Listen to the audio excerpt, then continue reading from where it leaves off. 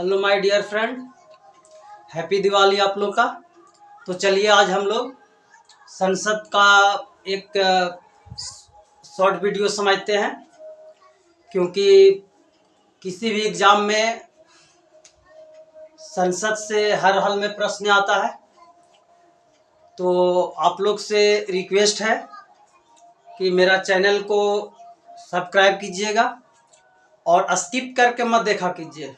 Skip करके देखने के बाद आपको पूरा वीडियो समझ में नहीं आएगा और ना तो आप उसके बारे में कंप्लीटली जानकारी रखिएगा।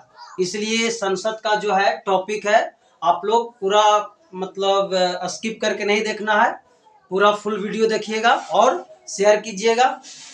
तो चलिए स्टार्ट करते हैं। संसद, तो ये संसद का जननी ब्रिटेन को कहा जाता है और संसद का जो वर्णन है वो अनुच्छेद 79 में है। अनुच्छेद 79 में है। थोड़ा हम लोग संसद के इतिहास को जानेंगे तो संसद का जो पुराना संसद था, जैसे अभी वर्तमान में 2023 में 28 मई 2023 को हमारे देश के प्रधानमंत्री आदरणीय नरेंद्र मोदी जी ने नया संसद का उद्घाटन किया, जिसको अभी नया संसद को क्या कहा जाता है? संविधान सदन। नया संसद को क्या कहा जाता है? संविधान सदन। तो जो पुराना संसद था उसको बनाया था, जो वास्तुकार था वो लुटियंस था, एडविन लुटियंस था और उसके साथ बार्कले था। तो यहाँ पे समझिएगा, और जो पुराना संसद बन के तैयार हुआ था वो 1927 में बनकर तैयार हुआ था और उसका जो उद्घाटन किया था लॉर्ड इरविन ने किया था। पुराना संसद का उद्घाटन किसने किया था? लॉर्ड इरविन ने किया था। 1921 से बनना शुरू हुआ था, 1927 में बना था। उसको बनने में लगभग 6 साल लग गया था और जो नया संसद है इसको लगभग 3 साल लगा, क्योंकि नया जो संसद है इसका आधारशिला रखा गया था 10 दिसंबर 2020 को। आधारशिला कब रखा गया था नया संसद भवन का? 10 दिसंबर 2020 को। और कौन रखा था? तो मोदी जी रखे थे, यानी प्रधानमंत्री जी। और इसका जो वास्तुकार है नया संसद भवन का, वो वास्तुकार कौन है? बिमल पटेल। नया संसद भवन का वास्तुकार कौन है? बिमल पटेल है। इसका उद्घाटन कब किया गया? तो 28 मई 2023 को। कौन किया? तो देश के जो प्रधानमंत्री नरेंद्र मोदी जी थे वो उद्घाटन किए। और यदि पुराना संसद की हम बात करें तो पुराना संसद का जो उस समय प्रथम अध्यक्ष बने थे यानी लोकसभा का, वो जीवी मावलंकर थे। लेकिन जब नया संसद का उद्घाटन हुआ और उसमें यदि उसके अनुसार देखा जाए तो उसका जो अध्यक्ष थे ओम बिरला थे, जो कि अभी वर्तमान में 18वां लोकसभा जो हुआ चुनाव उसका भी ये लोकसभा अध्यक्ष बने हुए हैं ओम बिरला जी। तो ये इसमें जो क्षमता है नया संसद भवन में, मतलब क्षमता कहने का मतलब क्या कि जो एमपी है, जो सांसद है, बैठने की कैपेसिटी वो टोटल 1272 सांसद बैठ सकते हैं। कितने? 1272 सांसद बैठ सकते हैं। और 1272 में लोकसभा से 888, लोकसभा से LS का मतलब लोकसभा 888 और राज्यसभा से 384 बैठ सकते हैं, यानी टोटल 1272 का क्षमता है। और नया संसद भवन का जो आकार है वो त्रिभुजाकार है। नया जो संसद भवन का आकार है वो त्रिभुजाकार है। और जो पुराना संसद भवन था उसका आकार गोलाकार था, यानी वृत्ताकार था। और इसका नया संसद भवन का नाम क्या है? संविधान सदन है। तो इस प्रकार से हम लोग ये देख रहे हैं। और ये इतना जो ये आपको पहले ही से लिखे हैं, लिखने का कारण ये है कि यदि हम लिख के समझाएंगे तो टाइम ज़्यादा लग जाएगा, वीडियो लंबा हो जाएगा। तो इस वीडियो को हम शॉर्ट करने के लिए पहले से ही हम लिखे हैं, ताकि हम कम समय में आप लोग को अधिक से अधिक नॉलेज दे सके। तो आगे देखिए हम लोग संसद, यदि संसद के अंग पूछेगा, संसद का अंग पूछेगा तो 3, संसद का अंग 3 होता है। तो ये 3 अंग कौन कौन होता है? लोकसभा, राष्ट्रपति और राज्यसभा। याद रखिएगा, यदि संसद का अंग पूछेगा तो 3, लेकिन संसद का सदन पूछेगा तो 2। इसलिए ध्यान दीजिएगा, अगर सदन पूछता है तो लोकसभा, राज्यसभा, सदन, लोकसभा, राज्यसभा, और यदि अंग पूछता है तो 3, यानी लोकसभा, राष्ट्रपति और राज्यसभा। और ये जो वीडियो हम बना रहे हैं ये सभी क्लास के लिए है, ये ऐसा नहीं कि मतलब कोई पर्सनल क्लास के लिए है, ये सभी कॉम्पिटिटिव वाले भी देख सकते हैं, क्योंकि इससे हर हाल में 1-2 प्रश्न आपको आना ही आना है। तो यानी संसद का सदन बोलेगा तो 2, लोकसभा, राज्यसभा, और यदि संसद का अंग पूछेगा तो 3, कौन कौन? लोकसभा, राष्ट्रपति और राज्यसभा, यानी 3 ये अंग हो गए। चलिए अब हम बारी बारी से देखते हैं लोकसभा। पहले हम लोग लोकसभा के बारे में समझते हैं, उसके बाद राज्यसभा। चलिए, लोकसभा को और क्या क्या नाम से जाना जाता है? तो लोकसभा को निम्न सदन भी कहा जाता है, लोकसभा को निम्न सदन भी कहा जाता है, और लोकसभा को प्रतिनिधि सदन भी कहा जाता है। ये लोकसभा का अन्य नाम बता रहे हैं, यानी लोकसभा का अन्य नाम में क्या क्या इसको मतलब अलग अलग भिन्न नामों से जाना जाता है। तो लोकसभा को निम्न सदन कहा जाता है, लोकसभा को प्रतिनिधि सदन कहा जाता है, लोकसभा को प्रत्यक्ष सदन कहा जाता है। इसको प्रत्यक्ष सदन इसलिए कहा जाता है कि ये लोकसभा का डायरेक्ट जो चुनाव होता है, हम लोग जो जिसका भी 18 या 18 वर्ष से अधिक उम्र है और उसका वोटर लिस्ट में नाम है, तो वो मतलब जो लोकसभा का जो प्रतिनिधि होते हैं उनको चुनने का काम करते हैं, मतलब जनता इसमें डायरेक्ट भाग लेती है। इसलिए लोकसभा को प्रतिनिधि सदन और इसको प्रत्यक्ष सदन कहा जाता है, मतलब डायरेक्ट हम लोग भाग लेते हैं। इसके कारण लोकसभा को प्रथम सदन भी कहा जाता है और लोकसभा को लोकप्रिय सदन भी कहा जाता है, लोकप्रिय सदन भी कहा जाता है। अब यहाँ पे थोड़ा समझिएगा, जो लोकसभा का योग्यता होना चाहिए, यानी कौन व्यक्ति लोकसभा का सदस्य बन सकता है, तो पहला वो भारत का नागरिक हो, यानी जो व्यक्ति भारत का नागरिक होगा वो लोकसभा का कैंडिडेट बन सकता है, लोकसभा का सदस्य बन सकता है। दूसरा कि कम से कम उसका जो उम्र है, न्यूनतम उम्र वो 25 वर्ष, कितना हो? 25 वर्ष। अब यहाँ पे समझिएगा न्यूनतम उम्र है, अधिकतम नहीं है। अधिकतम चाहे वो 65 साल हो, 70 साल हो, वो लड़ सकता है। न्यूनतम उम्र का यहाँ पे एक बाउंडेशन है, मैक्सिमम का नहीं है। तो न्यूनतम कम से कम होना चाहिए 25 वर्ष, कम से कम 25 वर्ष, और वो पागल या दिवालिया नहीं हो। और इसका जो कार्यकाल होता है, लोकसभा का कार्यकाल होता है वो 5 साल का होता है। लोकसभा का कार्यकाल भी 5 साल का होता है, और लोकसभा के सदस्यों का भी कार्यकाल 5 साल का होता है। और लोकसभा को और क्या कहा जाता है? अस्थायी सदन कहा जाता है। अस्थायी सदन इसलिए कहा जाता है अस्थायी सदन, क्योंकि ये विघटित होता है, मतलब ये बीच बीच में ये मतलब इसका चुनाव हो भी सकता है, मतलब इसका कोई फिक्स नहीं है। यदि मान लीजिए कि कोई सरकार गठबंधन की सरकार से अलायंस है, उसमें से कोई एक पॉलिटिकल पार्टी हट गया तो सरकार गिर जाता है, तो इसका मतलब ये फिक्स नहीं है कि 5 साल। तो यानी लोकसभा का कार्यकाल पूछेगा, लोकसभा का कार्यकाल तो समानता 5 साल के होता है, लेकिन लोकसभा के सदस्यों को बोलेगा तो भी 5 साल का होता है। अब यहाँ पे समझिएगा, ये जो है इससे जो जीत कर जाते हैं लोकसभा से, उसको बोला जाता है एमपी। एमपी का मतलब क्या होता है? Member of parliament, member of parliament. और इस प्रकार से यानी हम लोग लोकसभा के बारे में जान गए।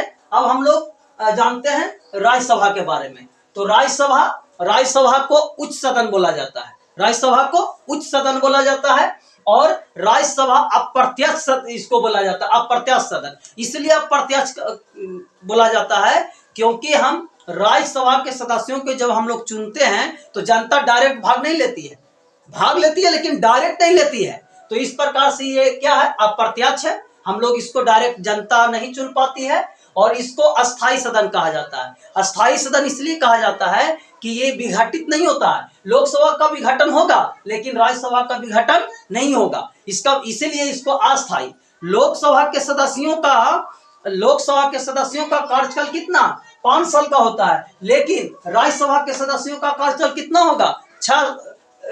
हाँ, सदस्यों के बोलेगा, राज्यसभा के सदस्यों के बोलेगा तो 6 साल होता है, लेकिन बोलेगा कि राज्यसभा का कार्यकाल क्या है तो इसका कोई कार्यकाल नहीं होता है। इसलिए ध्यान से, कभी कभी ये इस क्वेश्चन में जो बच्चे होते हैं फंस जाते हैं। यदि राज्यसभा का कार्यकाल पूछेगा तो कोई कार्यकाल नहीं होता, यदि राज्यसभा के सदस्यों का कार्यकाल पूछेगा तो 6 वर्ष का होता है। और राज्यसभा को द्वितीय सदन भी कहा जाता है, राज्यसभा को विशेष सदन भी कहा जाता है, और इसको कभी कभी राज्यसभा को बुद्धिजीवियों का सदन कहा जाता है। बुद्धिजीवियों का सदन इसलिए कहा जाता है कि यहाँ आप देखिएगा अधिकांशतः कि जो राज्यसभा में वैसे सदस्य जाते हैं जो अच्छा खासा पढ़े लिखे और अच्छा नॉलेजेबल वाले व्यक्ति होते हैं, इसलिए बुद्धिजीवियों का भी सदन कहा जाता है।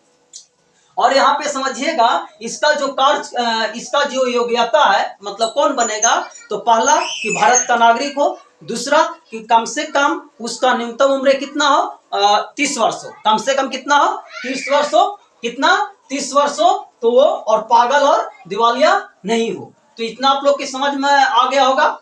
अब यहाँ पे समझिए, थोड़ा सा राष्ट्रपति के बारे में समझ लेते हैं। वो जैसे भारत का प्रथम जो नागरिक होता है वो राष्ट्रपति होता है, और अनुच्छेद 52 में कहा गया है, अनुच्छेद 52 में कहा गया है कि भारत का एक राष्ट्रपति होगा। और बाकी इसके डिटेल में और मैं दूसरा वीडियो में बात करूंगा, क्योंकि ये पर्सनली अब अगला जब मैं वीडियो बनाऊंगा तो लोकसभा का अलग बनाऊंगा, राष्ट्रपति का अलग और राज्यसभा का अलग।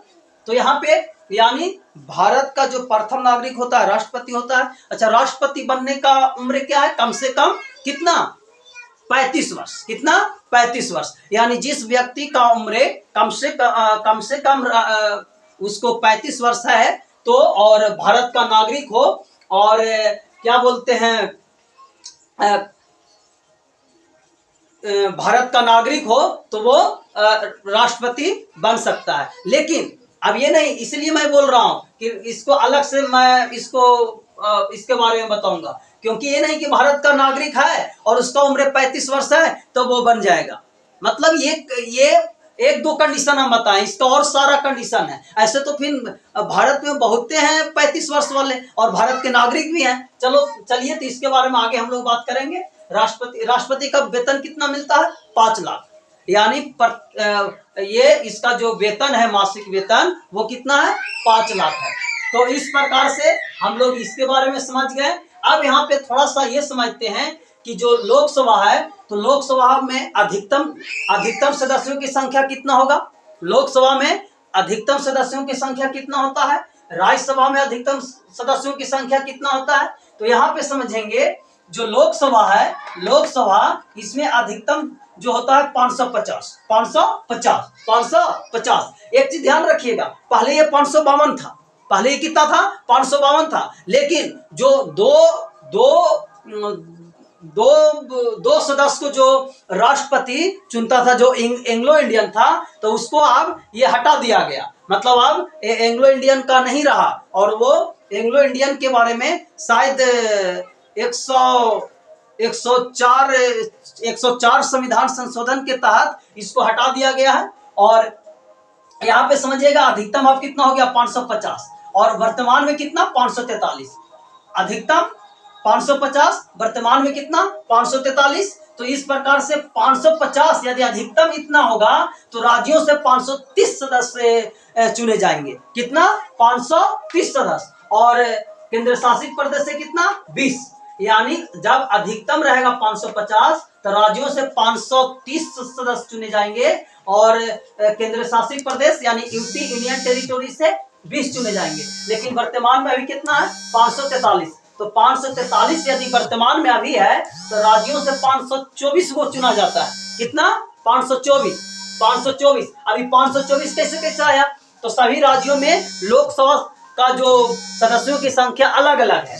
जैसे आप यूपी में देखिए, यूपी में आप देखिएगा तो यहाँ पे आपको लोकसभा के जो सीट है लोकसभा का यूपी में सबसे ज्यादा है, 80 सीट है वहां। तो जैसे बिहार में, अपना बिहार में देखिए, बिहार में लोकसभा का सीट कितना है, 40 है। तो उसी प्रकार से आप देखिएगा महाराष्ट्र में आपको मिल जाएगा 48 सीट मिल जाएगा। उसी प्रकार से आप पश्चिम बंगाल में देखिए 42 सीट मिल जाएगा। तो ये सब जोड़ के आपको राज्यों से कितना हो जाएगा, 524, और केंद्र शासित प्रदेश से कितना, 19।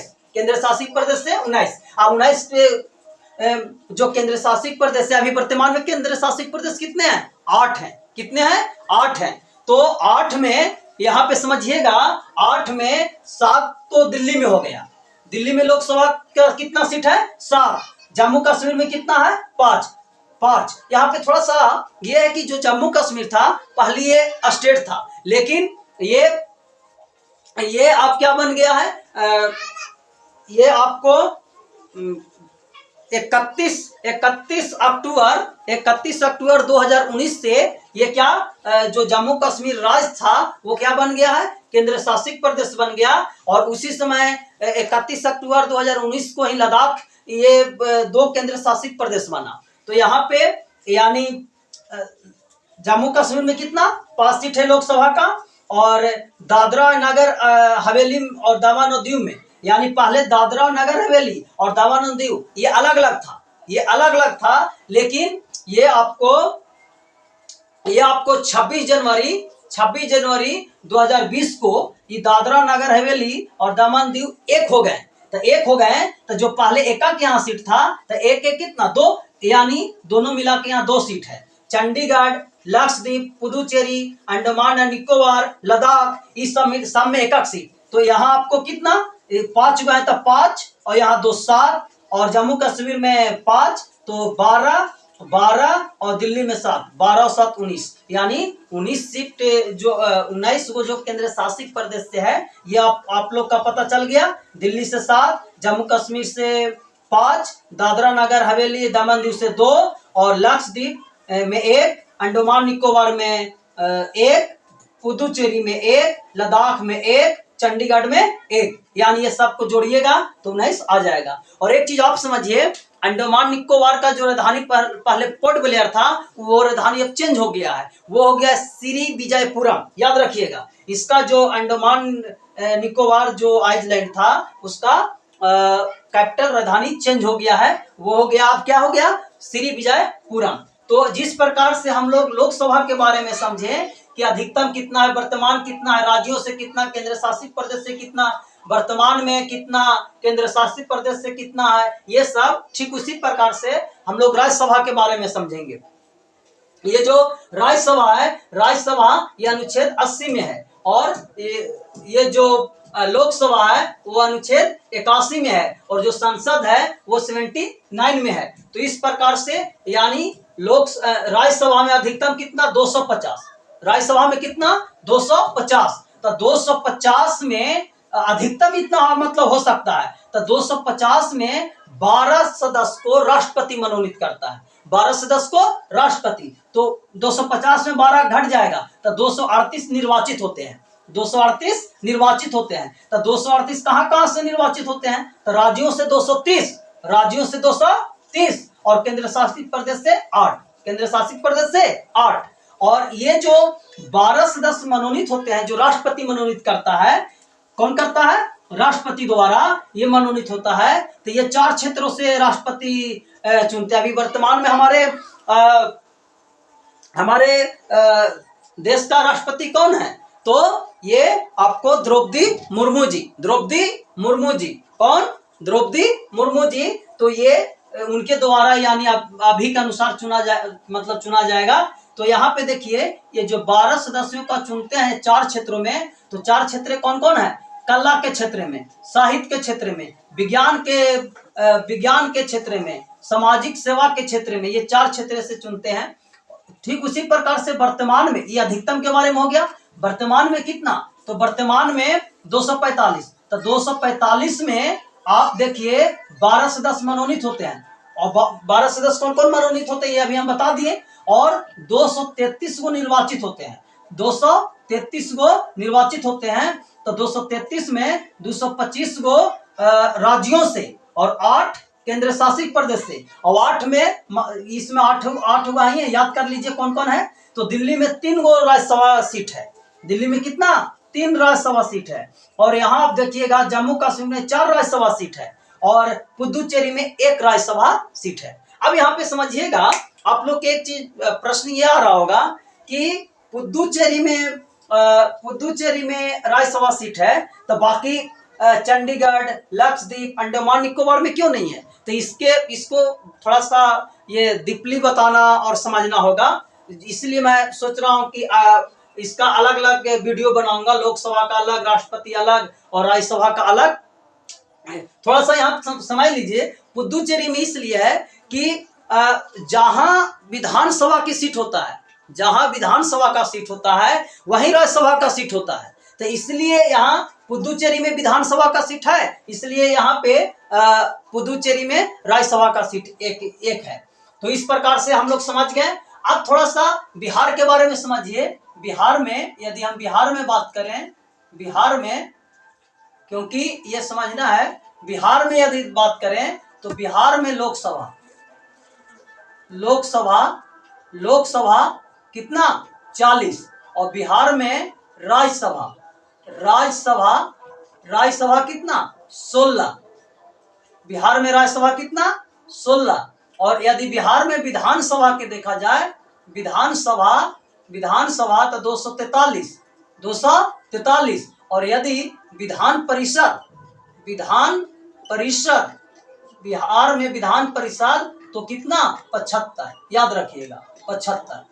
चलिए, तो ये बिहार के बारे में हो गया। बिहार में लोकसभा कितना 40 सीट है, राज्यसभा कितना 16 सीट है, विधानसभा कितना है 243 सीट है, और विधान परिषद कितना 75 सीट है। चलिए, तो ये वीडियो ज्यादा लंबा हो गया हो जाएगा, तो इसलिए मैं आप लोग से रिक्वेस्ट करता हूं कि यह वीडियो यहीं समाप्त करता हूं। और मुझे पूरा उम्मीद है कि ये वीडियो आप लोग के लिए काफी फायदेमंद होगा, क्योंकि बहुत कम समय में आप लोग को संसद के बारे में बताएं। और मुझे उम्मीद है कि आप लोग दिवाली और छठ पूजा के अवसर पर मेरा वीडियो को शेयर और मेरा चैनल को सब्सक्राइब कीजिएगा। तो थैंक्स।